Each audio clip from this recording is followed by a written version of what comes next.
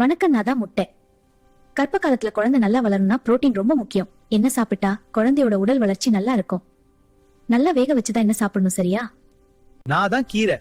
கர்ப்ப காலத்துல ரத்த குறைவு வராம இருக்க இரும்பு சத்து ரொம்ப அவசியம். என்ன சாப்பிட்டா அம்மாவுக்கும் குழந்தைக்கும் ரத்தம் நல்லா உற்பத்தி ஆகும். அப்போ குழந்தைக்கு ஆக்சிஜன் நல்லா போகும்.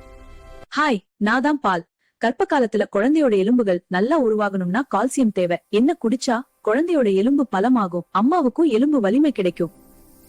நான் தான் ஆரஞ்சு. கர்ப்ப காலத்துல நோய் எதிர்ப்பு சக்தி முக்கியம். என்ன சாப்பிட்டா உடம்புக்கு வைட்டமின் சி கிடைக்கும். அது இரும்பு சத்து உடம்புல சரியா உறிஞ்ச உதவும். நான் தான் மீன். கர்ப்ப காலத்துல குழந்தையோட மூளை வளர்ச்சி ரொம்ப முக்கியம். என்ன சாப்பிட்டா ஒமேகா 3 கொழுப்பு சத்து கிடைக்கும். அது குழந்தையோட புத்தி வளர்ச்சிக்கு ரொம்ப நல்லது.